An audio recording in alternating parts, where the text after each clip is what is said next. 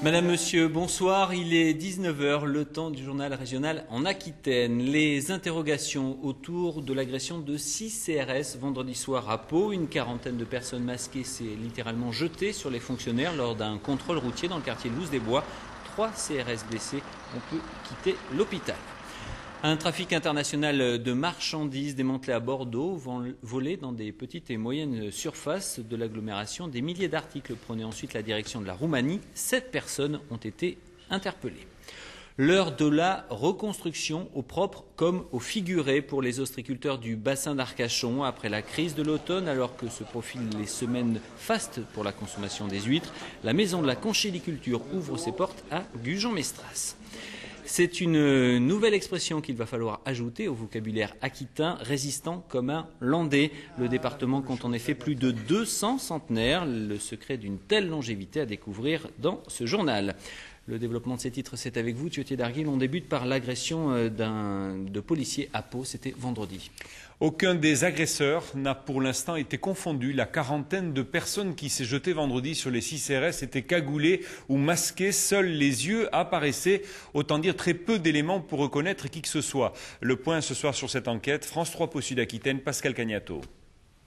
3 jours après les faits, le quartier de Louse-des-Bois a retrouvé le calme. Vendredi soir pourtant, devant ce centre de tri postal, 6 CRS ont évité le pire, pris dans un véritable guet-apens. Il est 21h20 lorsqu'une patrouille sillonne le quartier pour un banal contrôle routier. Soudain, une quarantaine d'individus encagoulés foncent sur le véhicule des CRS. Quand vous avez 6 policiers qui font un contrôle routier, dont on voit bien qu'ils ne sont pas en opération de maintien de l'ordre, puisqu'ils ont une tenue tout à fait normale, qu'ils sont à l'orée du quartier, ils ne sont pas dans le quartier, vous avez une bande de 20 individus armés, cagoulés, de battes de baseball et de cailloux qui se scindent en deux, qui dissocient les 6 fonctionnaires, qui font 2 équipes de 3 et qui attaquent le fourgon avec, on a relevé plus de 32 impacts sur le fourgon. Je veux dire, c'est pas pour aller leur caresser le dos, hein. C'est simplement pour aller frapper, peut-être, je ne veux pas dire les tuer, mais enfin quand même, on n'en était pas loin. Les policiers ne devront leur salut qu'après avoir fait usage de leurs armes, tirant plusieurs fois en l'air pour faire fuir les agresseurs. 3 fonctionnaires seront blessés ce matin, ils sont toujours hospitalisés. Pour l'instant, la police n'a procédé à aucune interpellation. Un incendie particulièrement violent ce matin à Floirac en Gironde. 1600 mètres carrés d'entrepôts sont partis en fumée. 2 personnes qui résidaient sur place ont donné l'alerte à temps. Il n'y a pas de blessés, mais les zones de stockage de la société Surca Medicita sont détruites. Josiane Mouillet, Michel Bouzelot. L'alerte a été donnée vers 5 heures par un gardien. Les sauveteurs étaient sur place 10 minutes plus tard. Le bâtiment de 4500 mètres carrés avait commencé à brûler par un côté. Grâce aux efforts de 45 pompiers, le feu a été stoppé à la hauteur du premier mur de refend, mais 1600 mètres carrés de l'entrepôt à structure métallique étaient déjà détruits. Il n'est pas pensable de rentrer à l'intérieur, donc on l'éteint depuis l'extérieur. Mais les accès sont faciles, l'alimentation en eau est très bonne, donc il n'y a aucun problème de ce côté-là. On a pu couper la propagation vers les entreprises mitoyennes, donc tout s'est déroulé de la meilleure façon possible. Dans la partie détruite étaient entreposés des emballages en carton et plastique pour une société qui collecte des déchets médicaux et emploie une quinzaine de personnes. On va essayer de préserver l'emploi au maximum, puis sinon on mettra en attendant les gens en récupération en congé. Le chômage technique n'est pas envisagé du tout pour l'instant. Un expert devra rechercher les causes de l'incendie qui semble être parti de plusieurs endroits à la fois. Ce qu'on a pu constater à l'arrivée, c'est que les 2 véhicules qui étaient stationnés le long du bâtiment étaient embrasés aussi, complètement embrasés. Alors on ne comprend pas bien. Non. Voilà. Après contrôle et remise en route des installations électriques, les 4 autres entreprises installées dans la partie de l'entrepôt qui a pu être sauvée pourront poursuivre leur activité. Les policiers n'en ont pas cru leurs yeux en découvrant la cache. Ils ont découvert des milliers d'articles en tout genre stockés dans un garage à Bordeaux-Codéran, valeur du butin 100 000 €. Les produits étaient volés dans les magasins puis revendus en Roumanie. 7 personnes ont été interpellées. L'enquête avec Sophie Néni et Jean-Pierre Darrault. Depuis quelques jours, cette salle de l'hôtel de police de Bordeaux est transformée en véritable caverne d'Ali Baba. Ici, on trouve de tout, des sous-vêtements, des produits cosmétiques, de l'alcool ou encore de la lessive. Point de départ de l'affaire, une certaine Elena. Elle était connue des services de police pour des vols à l'étalage. Après nombreuses surveillances filatures, nous avons établi que le butin était entreposé dans un box du centre-ville. Et nous avons donc procédé à l'interpellation de 7 malfaiteurs et dans le box, nous avons découvert pratiquement 3500 articles dérobés et d'autres perquisitions ont également permis la découverte de 1 millier d'articles supplémentaires. Au total, le préjudice subi par les différentes supérettes et moyennes surfaces de Gironde s'élèverait à 100 000 €. Chaque jour, Elena et son complice visitaient une vingtaine de magasins. Tous deux étaient équipés d'outils pour désactiver les antivols. Les voleurs, le plus souvent, sortaient la marchandise dissimulée dans des vêtements amples, c'est le mode opératoire classique. Et en ce qui concerne les objets volumineux, ils bénéficiaient de la complicité de 2 vigiles qui soit fermaient les yeux, soit sortaient eux-mêmes la marchandise. Si la plupart des articles volés quittaient la France par la route pour la Roumanie, une partie des objets étaient revendus dans la région. 2 receleurs bordelais ont d'ailleurs été arrêtés. En bref, notez qu'une femme est la nouvelle présidente du syndicat de la magistrature et elle travaille à Périgueux. Emmanuelle Perreux a été élue ce week-end à la tête du 2e syndicat de la profession. Elle est la vice-présidente du tribunal de Périgueux, chargée de l'application des peines, Serge. La mort d'Augusto Pinochet hier soir, la disparition de l'ancien dictateur trouve un large écho au sein de la communauté chilienne, mélange de soulagement et de frustration. Oui, la scène paraît surréaliste à l'annonce d'un décès. Des dizaines de Chiliens ont pourtant laissé éclater leur joie hier soir à Bordeaux en apprenant la mort d'Augusto Pinochet, l'expression d'une rancœur contenue pendant des années. Laurent Mazurier, Michel Bouillet.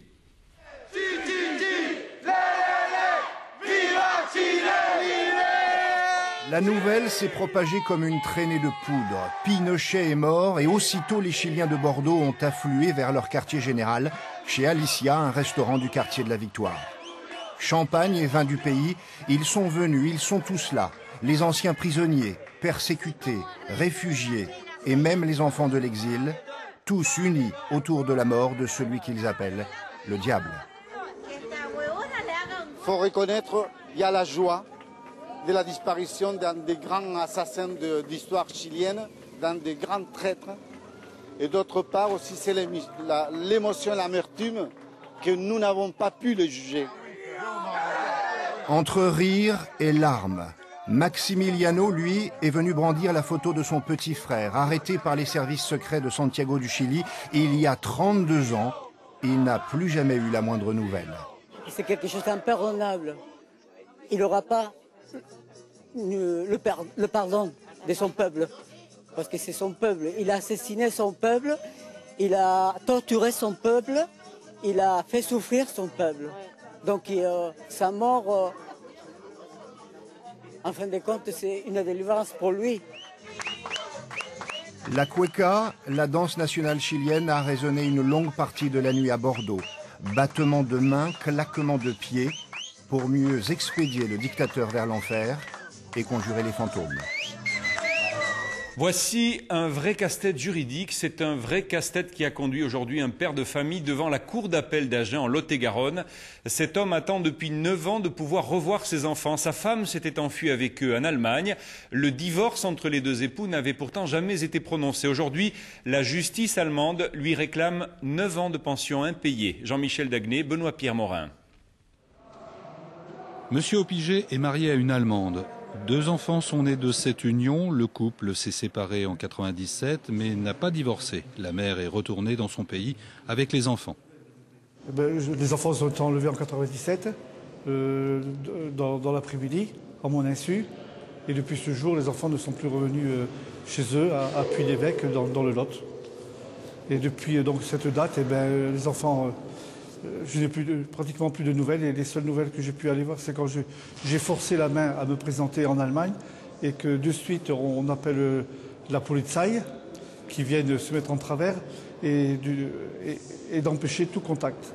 La justice allemande a donné le droit de garde exclusif des enfants à la mère. L'État allemand poursuit aujourd'hui le père pour le paiement des pensions alimentaires alors qu'il n'a pas revu ses enfants depuis 9 ans et n'a jamais été informé d'un tel jugement.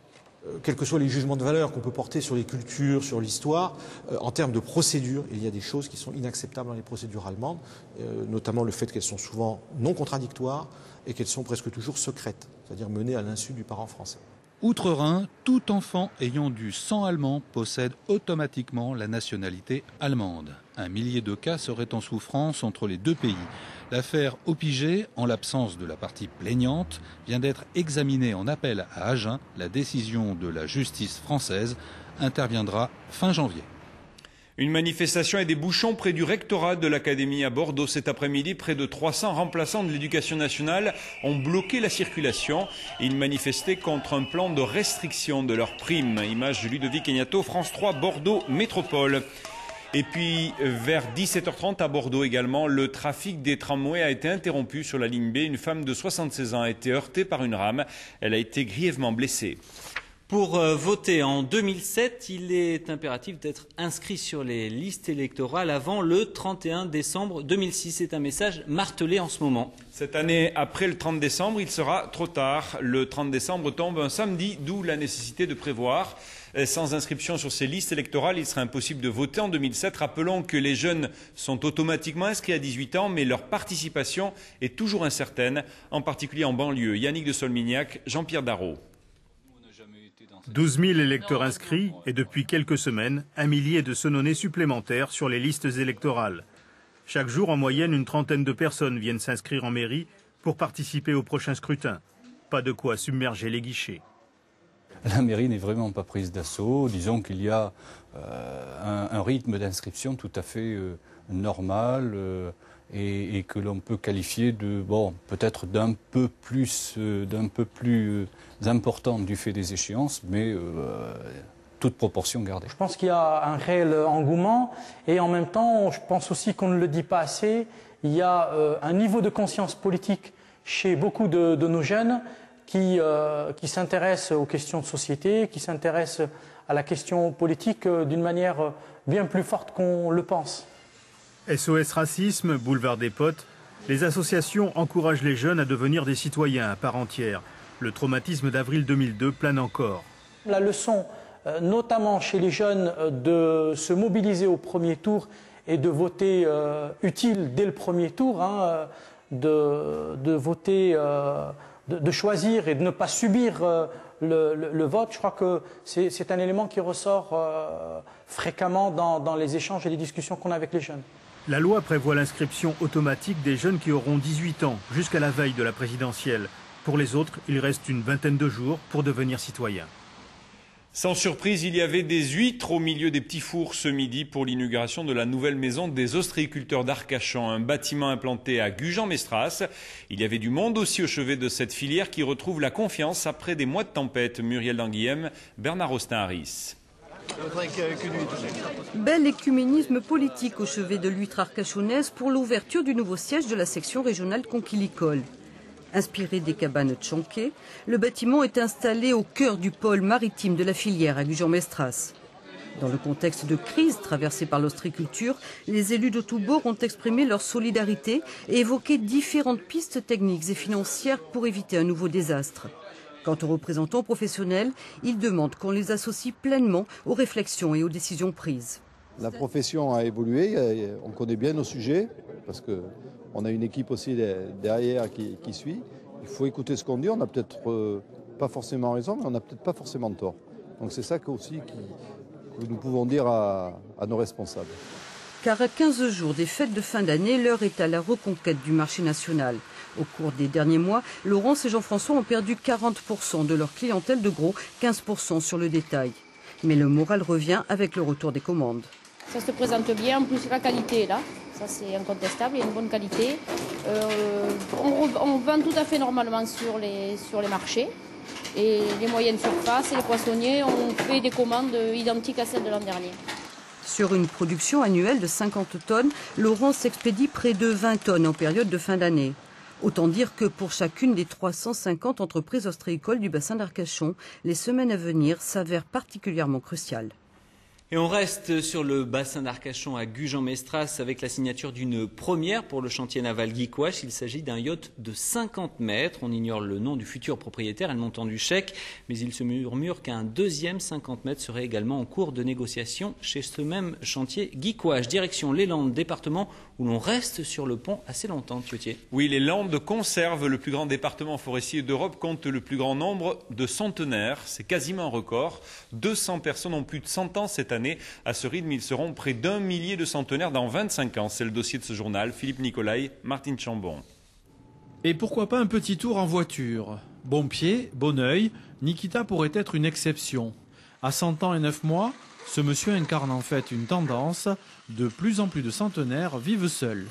Sur les 200 personnes centenaires recensées dans les Landes, 142 vivent de manière autonome.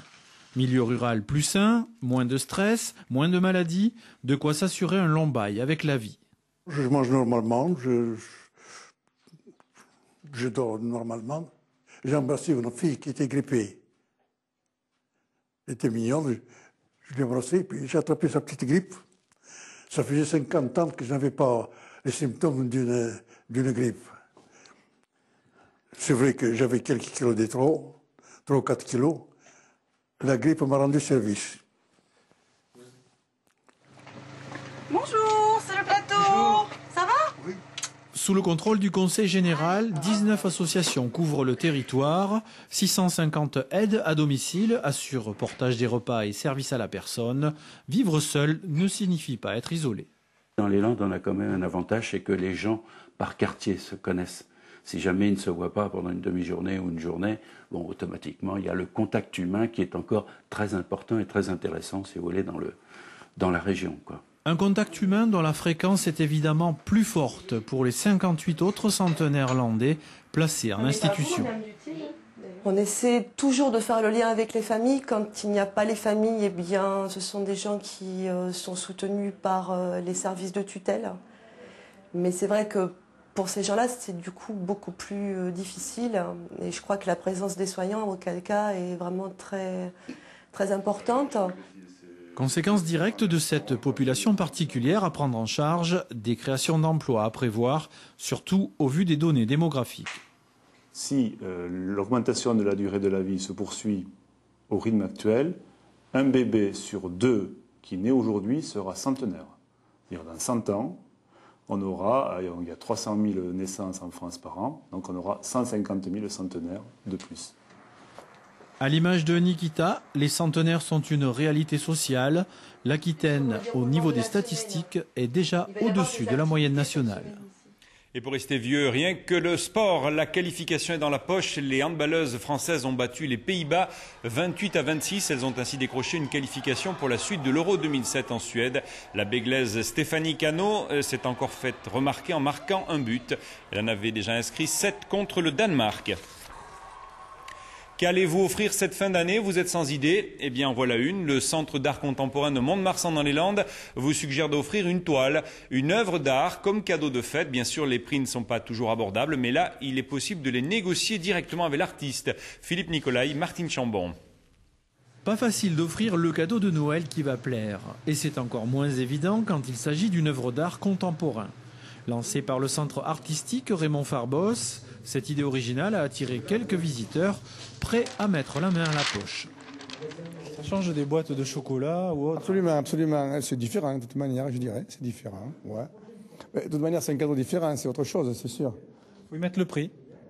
Ouais, il y en a qui sont appréciables quand même, qui sont abordables quand même. C'est pas très cher quand même. Il y en a qui sont abordables, oui. Ça restera dans la famille. Je trouve que ça fait partie du patrimoine, oui, familial. Voilà. Les prix? Je trouve il faut, je sais pas, je regarde pas trop parce que c'est surtout si l'œuvre me plaît, je sais pas, je pense qu'après c'est secondaire le prix. D'une centaine d'euros pour les moins chers à quelques milliers selon la taille de l'œuvre et la cote de son auteur, l'art, c'est incontestable, n'est pas à la portée de tous. Un peintre ne peut pas du jour au lendemain tout à coup baisser ses prix par respect pour ses collectionneurs, c'est la moindre des choses. L'artiste peintre professionnel est le premier défenseur de sa cote, en fait. Peinture, dessin, sculpture, céramique, une première expo-vente plutôt réussie pour un peu de poésie au pied du sapin. On enchaîne avec les grands rendez-vous de l'actualité de ce mardi en Aquitaine. On débute Thiotier par un mouvement social demain. Demain, c'est la grève annoncée dans les centres de transfusion sanguine. Un coup de sang des personnels pour dénoncer les salaires faibles, le manque de personnel et de moyens. Josiane Balasco est à Mérignac. Demain, la comédienne sera la marraine d'un jeune Algérien de 19 ans menacé d'expulsion. Le jeune homme homosexuel se déclare l'objet de mauvais traitements dans son pays du fait de son identité sexuelle. Enfin, à Pau, demain à 15h, les paralysés de France et les associations de personnes en situation de handicap manifesteront devant la sous-préfecture. Ces associations réclament un revenu d'existence qui s'élèverait au moins à 80% du SMIC. Des rendez-vous à suivre demain dans l'actualité en Aquitaine. On va se quitter sur les images d'une illumination. C'est à Bayonne, celle de l'échauguette des remparts de la cité du Roi Léon. Elle surplombe la Dour et la Nive, permettait de surveiller les bateaux en transit dans le port bayonnais. Elle vient de faire l'objet de 4 années de travaux, un investissement de 3 millions d'euros à la hauteur de son classement aux monuments historiques. C'est à Bayonne ce soir.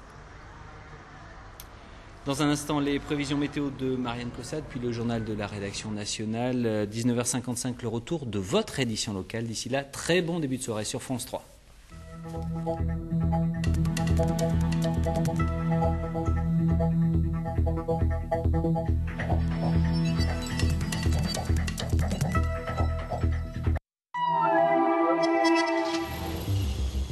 Le pont d'Aquitaine à Bordeaux sera fermé à la circulation dans les deux sens les nuits du 11 jusqu'au 14 décembre à partir de 21h jusqu'au lendemain matin 6h. Sur la rocade de Bordeaux, l'A630 à hauteur de Lormont, l'échangeur numéro 2 sera interdit aux poids lourds en direction de la zone portuaire de Bassins de 7h à 19h jusqu'au 31 avril 2007. Pendant cette interdiction, les poids lourds pourront emprunter un itinéraire de déviation à partir de l'échangeur numéro 41 sur la 10, puis la RD 115, la RD 257 et la RD 113. Enfin, nous terminons cette inforoute en vous signalant que sur la nationale 10, à hauteur de Castets dans les Landes, la bretelle de sortie numéro 12 sera fermée dans le sens Bordeaux-Bayonne toute la semaine en raison de travaux sur la chaussée.